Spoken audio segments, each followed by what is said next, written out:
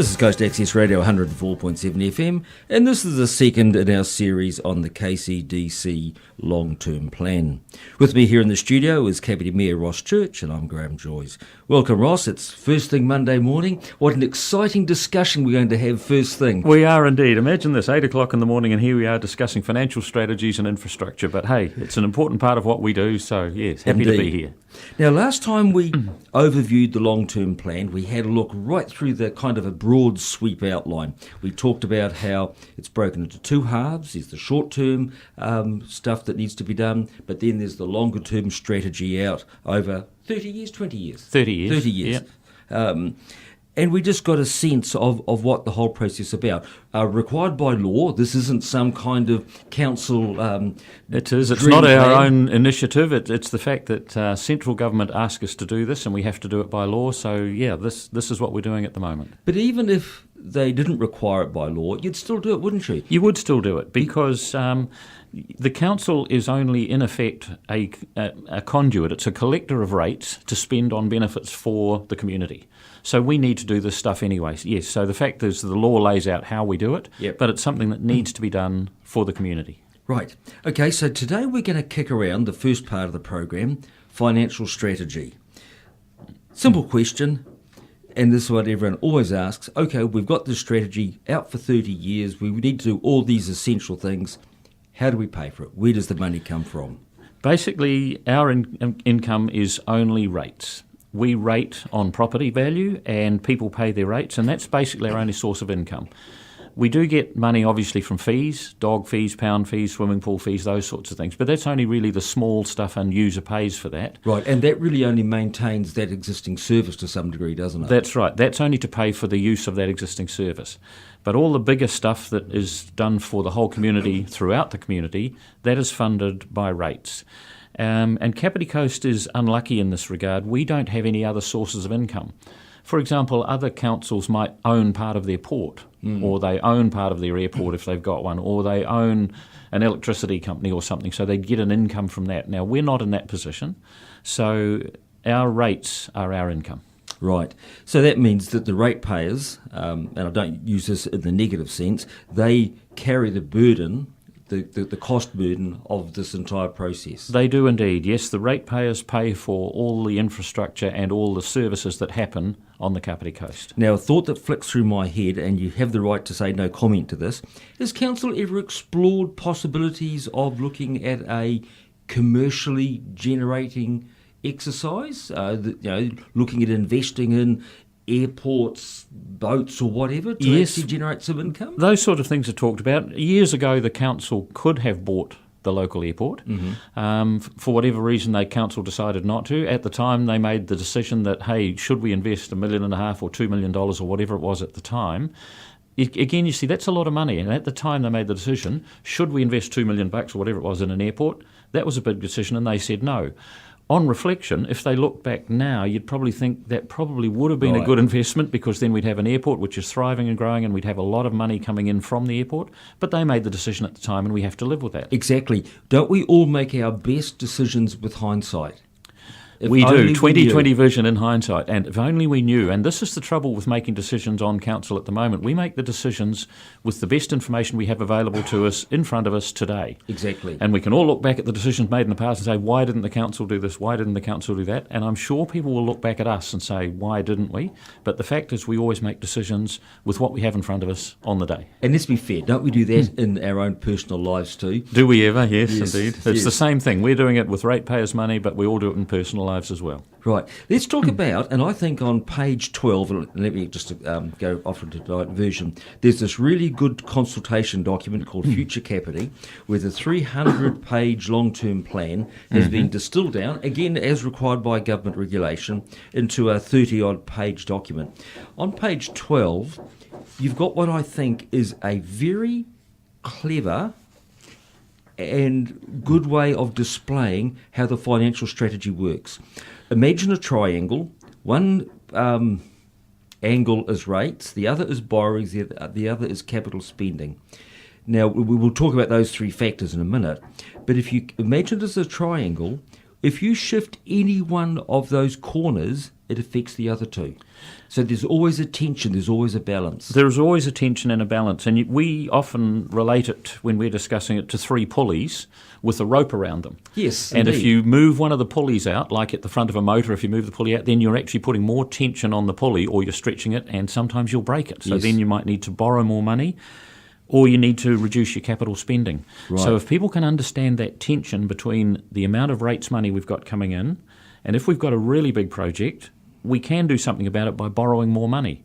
But that then puts up your interest bill, which puts Yes. up your rates bill. So there's always a tension between spending money and getting the rates income and how much money you borrow in order to achieve what you want to achieve. It's a very difficult balance. Now, with borrowing, I would imagine there are set regulation on percentages of debt the council can have against projected income? There are some of those set in law by government statute, if you like, but there are some that we have set ourselves over the years as a council.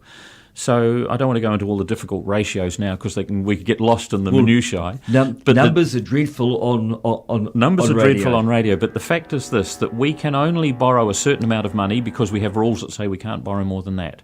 And we can only borrow a certain percentage of our income. And it's a bit like the bank. When you go for a mortgage, if you're earning $100,000 a year, the bank won't lend you $1 million because you haven't got the ability to service that Right. debt. It's the same with council. We can only borrow a certain amount of money based on our income. And our income is about $50 million in round numbers and rates. We can borrow within the limits that $50,000 of income allows us. Right. And that's all we can do. Right. Okay, so you have got a set borrowing target. You've got a reasonably fixed rates income. So then those two fixed points dictate the capital spending that's able to be done. They do indeed, yes. We've only got so much income coming in, and we can only borrow so much money, and therefore we can't spend more than that total income and borrowing allows us to spend. We can't overspend because we literally don't have the money. Right. So the balance we're always striking is, what is the best investment for that money? Where do we spend it for the best value for the community? Right, now again on page 12 of this booklet, it says capital spending not to exceed $35 million a year over the next 20 years. Now that's $700 million. It is. It sounds horrendous, doesn't it? It does. It's a huge amount of money. And it also sounds horrendous when one of the figures in here is that we could borrow at any time, our total borrowing or our total debt could get up towards $180 million. Sounds horrendous.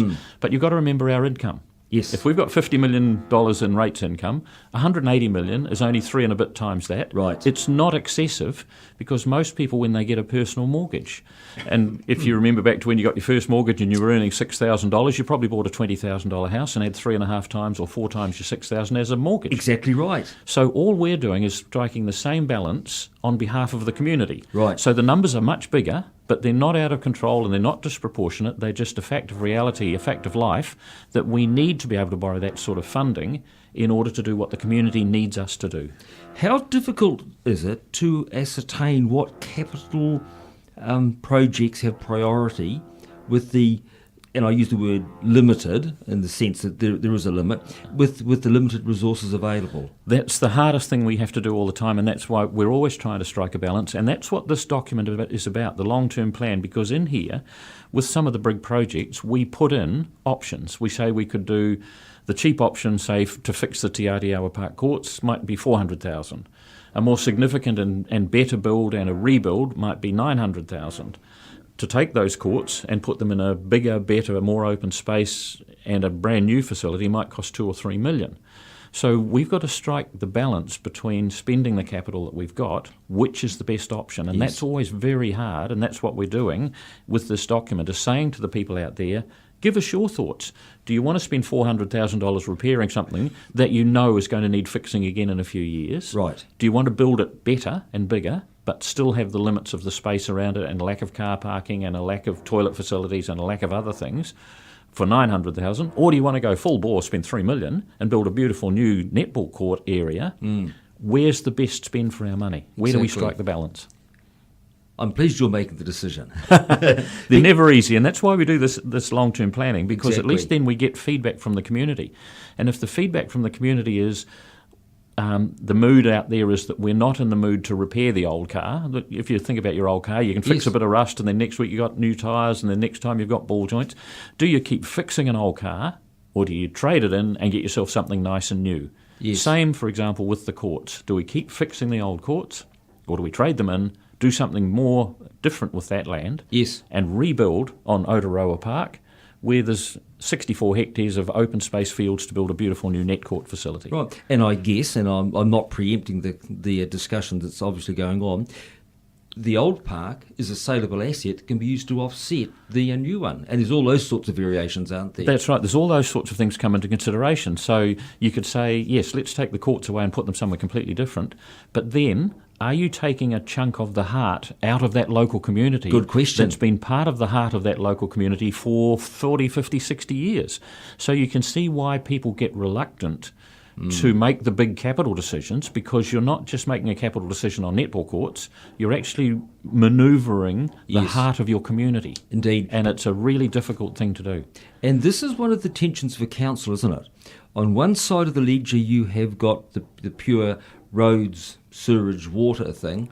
But on the other side, you've actually got people with hearts and minds and souls and spirit, which makes us a unique place to live. Indeed, and that's always a very tense balance.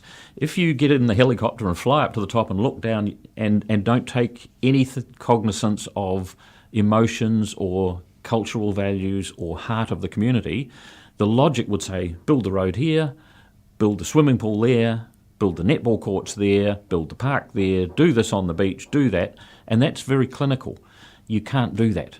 The reality is when you're sitting in the heart of the community in the council building and you're getting feedback from the community saying, this is part of our history, this is part of our culture, you cannot take that away from us, that's when the difficulty gets, and you've got to strike a balance between spending the money in a practical sense and spending the money for the good of the people who are talking to you, and putting in a submission to say, please do this or please do that. Right. Okay, we've kicked around pretty well, I think, this whole idea that there's a fixed rates income of about $50 million a year. There's a set ratio of borrowing that can be used, and that then relates to the capital spending that goes on. And there's those interrelating, and I like the three pulleys thing. So, folks, grab the book and read pages 12 and 13. Let's flick the page. And let's go to the infrastructure strategy. Now, this is where a good pile of the money gets spent. And as I look down, Ross, through the lists here, I hadn't realised quite the number of big projects that we face over the next 30 years. And there's a graph that goes from 2015 to 2045, and they break down into big blocks: stormwater, wastewater, water and roading. Well, the first three of those are called the three waters. We've got to deal with our stormwater, we've got to deal with our wastewater, and we've got to provide water. Now, the rules around that are always changing from central government. Central government now wants the water we provide to be cleaner. And you can accept that, and because we want to keep our community healthy.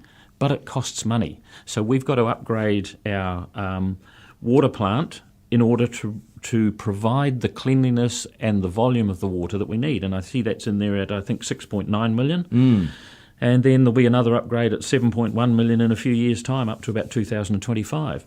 So if you say that very quickly, that's it might be $15 million we need to spend in the next 10 years in order to keep the quality of our water up. Now, that money has to come from ratepayers. So we don't have a choice. We need to do that, because the last thing that your community would want is for you not to do that sort of work. And in the year 2020, we have a major problem where suddenly we're not providing the cleanliness of water we need to, and we're not providing the volume of water we need to. We get ourselves into trouble because we need to do this stuff. So it's just a fact of life. We have to spend money on infrastructure to provide the services that the community needs and demands. Well, it's liken it back to a household.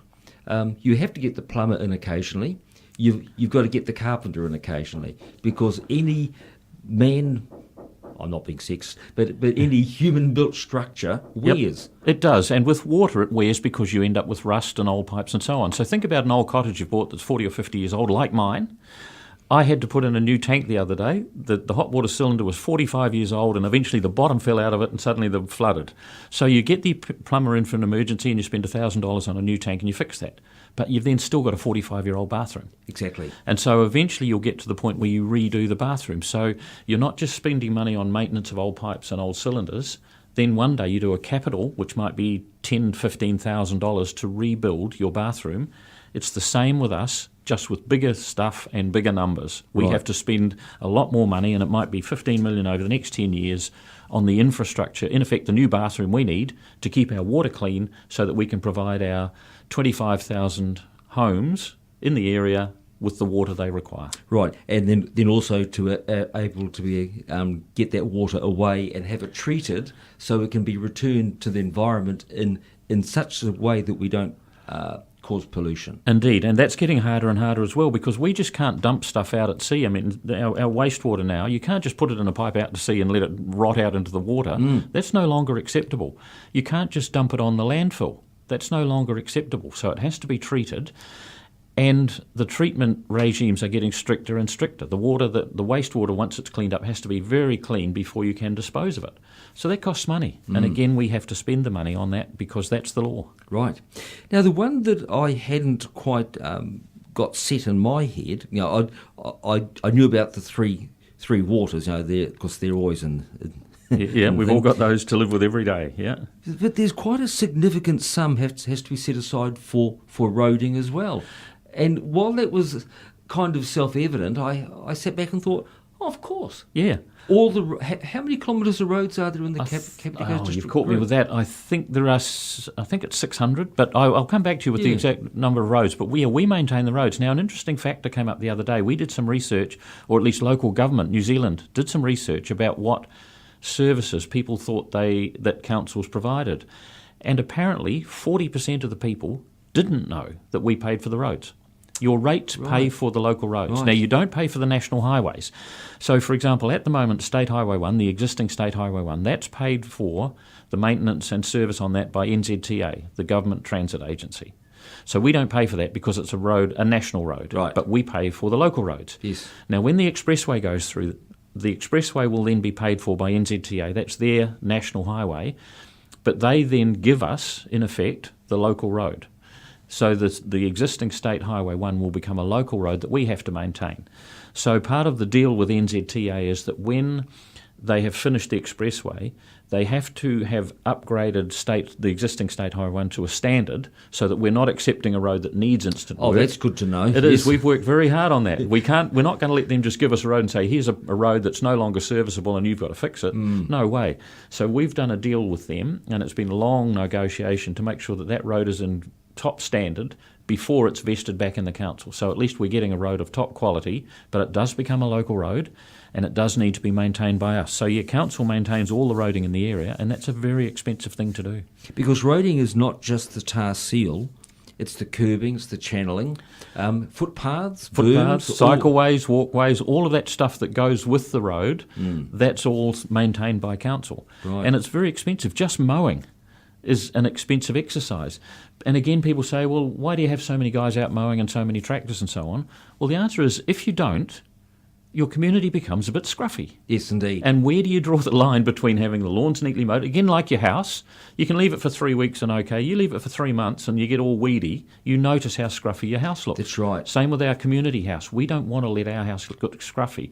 We should take pride in Kapiti and we should look after it. But that means having guys out there mowing, making sure it looks clean and tidy.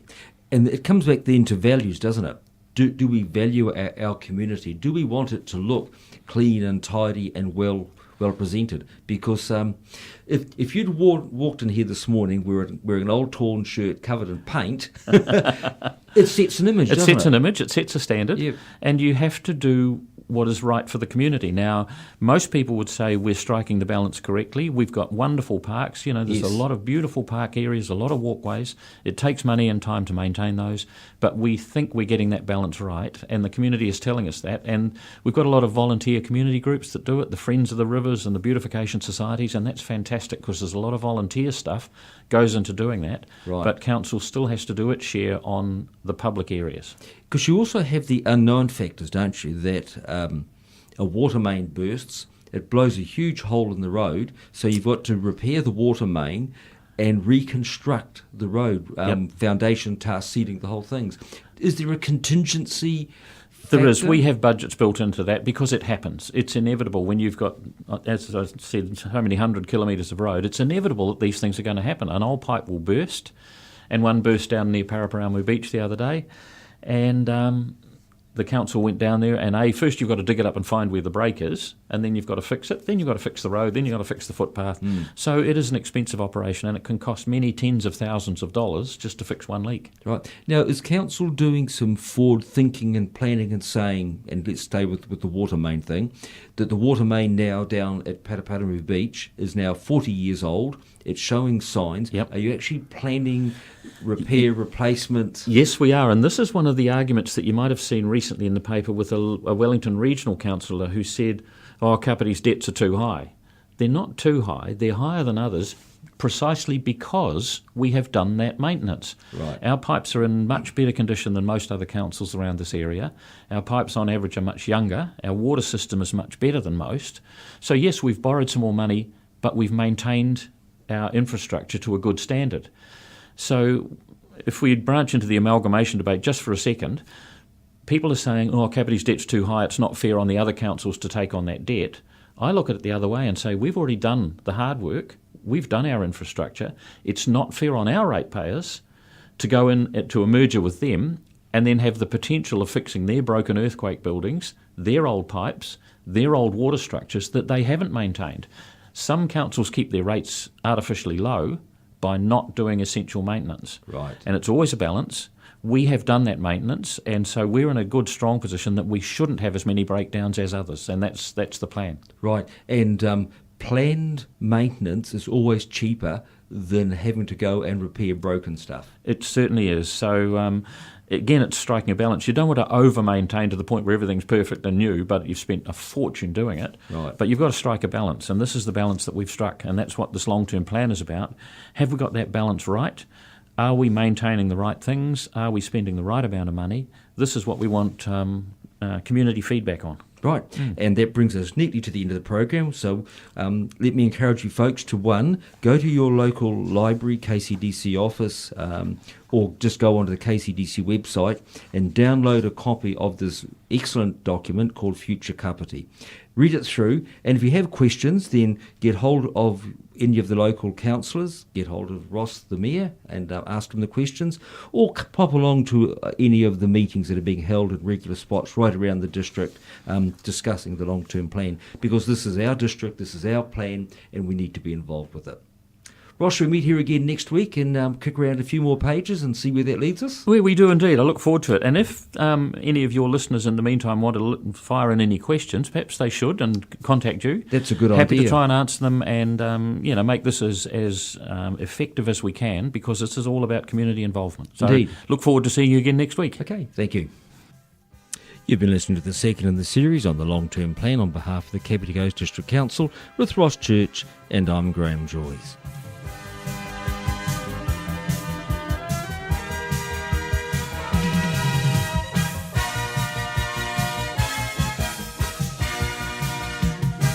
This program was made with assistance from New Zealand On Air for radio broadcast and access internet radio.